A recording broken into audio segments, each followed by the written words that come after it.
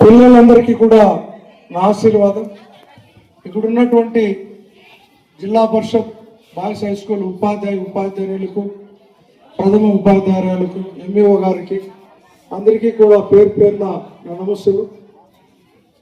మనమందరము ప్రభుత్వాలు వస్తూ ఉంటాయి, పోతూ ఉంటాయి, కానీ మనం స్థిరంగా ఈ స్కూల్కి రావాల్సినటువంటి అవసరం మనము మన పిల్లలు తప్పదని కూడా మీ అందరికీ తెలియజేస్తున్నాను. మీకోట గ్రామ నివాసిగా, ఇక్కడ పుట్టి పెరిగిన వాడుగా, ఈ స్కూల్లో చదువుకున్నవాడుగా మీ అందరికీ ఒకటే చెప్తున్నా, మీ అమ్మా నాన్న ఎంతో కష్టపడి వ్యవసాయ పనులు చేసుకుంటూ, కూలీ పనులు చేసుకుంటూ, లేదా తోపుడు బండిలో వ్యాపారం చేసుకుంటూ మిమ్మల్ని చదివించాలనే ఒక కృత నిశ్చయంతో వాళ్ళు కష్టపడుతూ మిమ్మల్ని అందరినీ కూడా పాఠశాలకు పంపిస్తున్నారు. మీరు పిల్లలందరూ కూడా చక్కగా చదువుకొని అమ్మా నాన్నతో పాటు మీ గ్రామాలకు కూడా వెలుగునిచ్చేటువంటి ప్రయత్నం మీరందరూ చేయాల్సినటువంటి అవసరం ఉంది. పిల్లలందరూ ఇదే సమయంలో మనం పిల్లల్ని బడికి పంపించేసాం కదా, అక్కడ ఉన్నటువంటి టీచర్స్ చూసుకుంటారులే, మన పనులు మనకి ఇప్పుడు మబ్బిడిగా ఉన్నాయి, మన పనులు చూసుకోవడమే మనకు కష్టంగా ఉంది, ఇంక పిల్లల్ని మనం ఏ విధంగా పట్టించుకుంటామనే ధోరణి నుండి తల్లిదండ్రులు కూడా బయటపడాలి. మన పని చేసుకుంటూనే పిల్లలు ఎప్పుడైతే సాయంత్రం 4:30-5 గంటలకు ఇంటికి వస్తారో ఆ రోజు పిల్లోళ్ళకి ఏం పాఠాలు చెప్పారు, వాళ్ళకి ఏం హోంవర్క్ ఇచ్చారు, వాళ్ళు ఏ విధంగా చదువుతున్నారు అనే దానిపైన అమ్మా నాన్న శ్రద్ధ వహిస్తే మన పిల్లలందరూ కూడా మంచి చదువులు చదువుకొని ఈ భారతదేశానికి కీర్తి తెచ్చిన వాళ్ళుగా అవతరిస్తారని మీ అందరికీ తల్లిదండ్రులు కూడా తెలియజేస్తున్నా.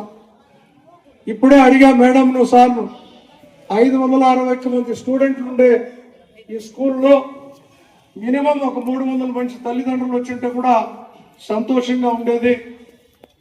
మనం పిల్లల్ని పంపించడం కాదు ముఖ్యం, ఆ పిల్లలు ఎలా చదువుతున్నారు, వాళ్ళకి ఏం వసతులు ఉన్నాయి, ఎటువంటి అసౌకర్యాలు ఉన్నాయి, అక్కడ ఉన్నటువంటి టీచర్లు శ్రద్ధగా పాఠాలు చెప్తున్నారా లేదా, మన పిల్లలు బాగా చదువుతున్నారా లేదా అనే ఒక అవగాహనతో ఈ పేరెంట్స్ మీటింగ్ ఈరోజు చేయడం జరుగుతాం.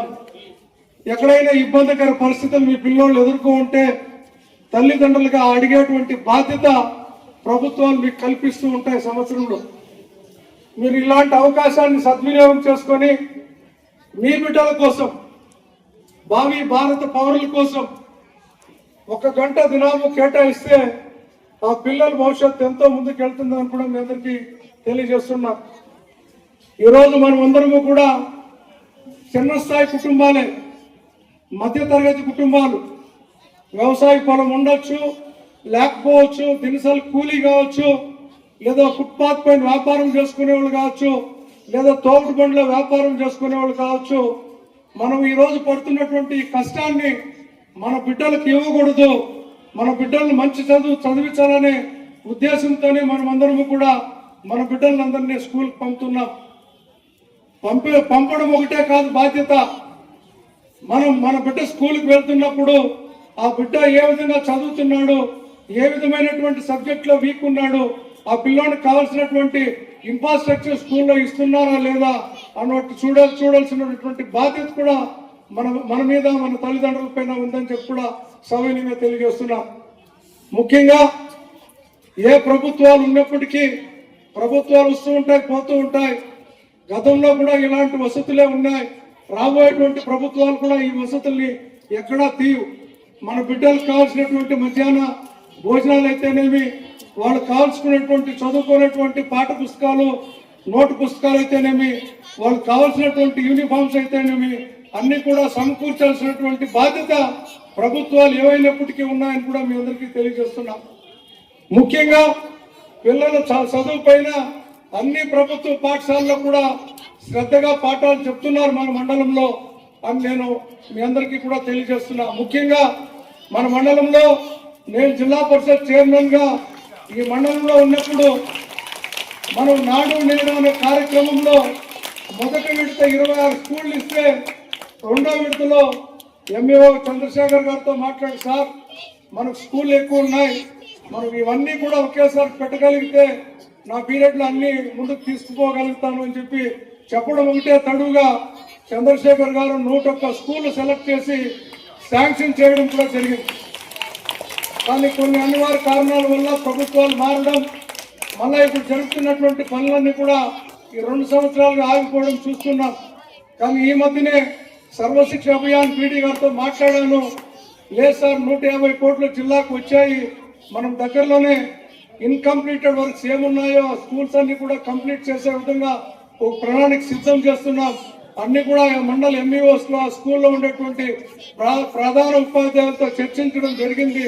కావాల్సినటువంటి ఇన్ఫ్రాస్ట్రక్చర్ కూడా త్వరలోనే క్రియేట్ చేస్తామని చెప్పి పీడీ గారు చెప్పడం కూడా విన్నాను. కాబట్టి రాబోయేటువంటి కాలంలో మీరందరూ బాగా చదువుకొని మన గ్రామానికి ముఖ్యంగా వీకోట బాయ్స్ హై స్కూల్ కి మీ కీర్తి పతాకాన్ని రాష్ట్ర స్థాయిలో జిల్లా స్థాయిలో ఎగురవేసినటువంటి బాధ్యత పిల్లలపైన అందరిపైన ఉందని చెప్పి తెలియజేస్తూ ఆ బాధ్యతను తల్లిదండ్రులు కూడా తీసుకొని పిల్లల్ని చక్కగా చదివే విధంగా మీరు కూడా ప్రోత్సహించాలని చెప్పి కోరుకుంటూ, అలాగే ఇక్కడ ఉన్నటువంటి ఉపాధ్యాయులు కూడా మన బిడ్డలు ఏ విధంగా మనం చదువు చెప్పించగలుగుతామో వీళ్ళు కూడా మన బిడ్డలే అనే ఒక భావనతో మీరందరూ అంకిత భావంతో పాటలు వాళ్ళందరికీ చెప్పాలని కోరుకుంటూ ఈ అవకాశం ఇచ్చిన మీ అందరికీ కూడా పేరున ధన్యవాదాలు తెలియజేసుకుంటూ సెలవు తీసుకుంటున్నాం. జై హింద్.